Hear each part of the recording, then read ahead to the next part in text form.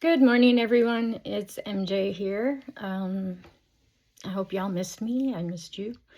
Anyway, I picked up from my story, kind of like being traumatized and not wanting to go indoors. And I started to realize over this period of time, like, because I would always like get on the computer and say what was going on, and I'm just like, why isn't anybody doing anything? And it because they were all already there, and they were just, a lot of them were watching me at first, and then the people in control, the government, whatever you want to call it, were testing me. And I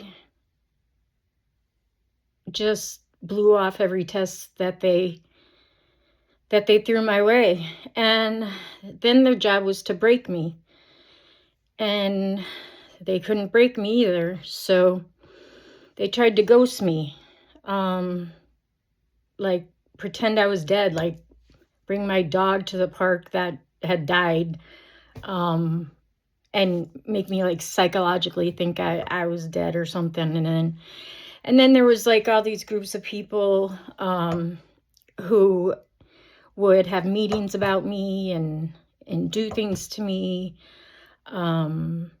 There's a group of people that were in a house that would just relentlessly do things to me because I thought it was funny. And then I found out something really interesting.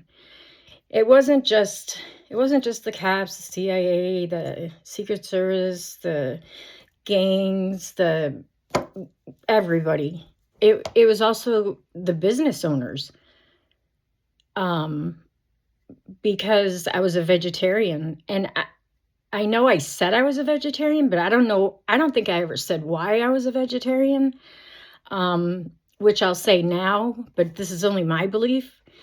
I believe that Adam and Eve, well, Eve was made from Adam's rib, from the dirt, because Lilith wouldn't deal with him. And so Eve stayed in the garden, and there was another ruler there other than God, and he told Adam that he had to rule by stick, and that he had to kill to eat.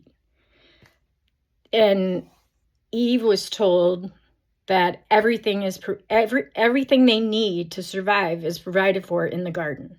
They did not need to kill to eat.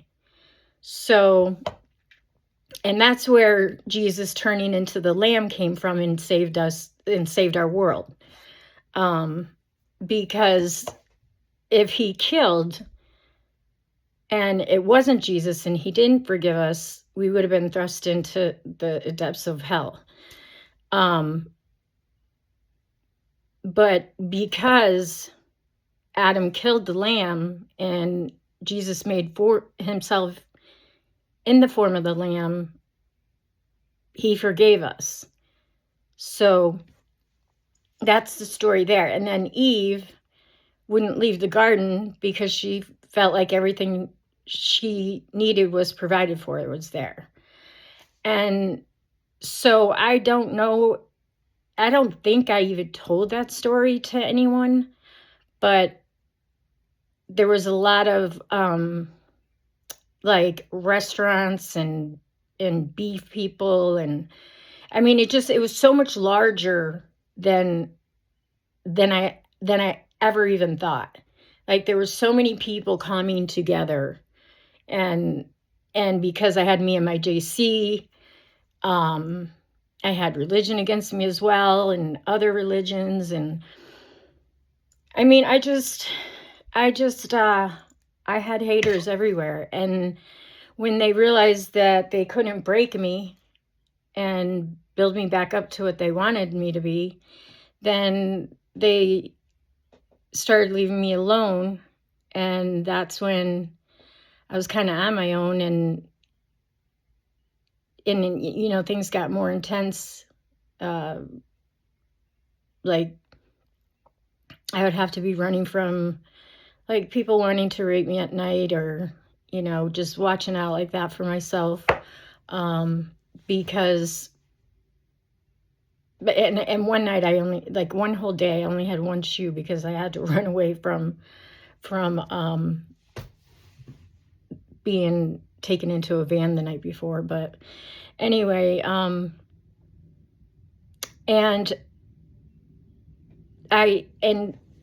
to get permission to leave by everyone in the area, I slept with each top person of each gang area, and so none of them could claim me as theirs.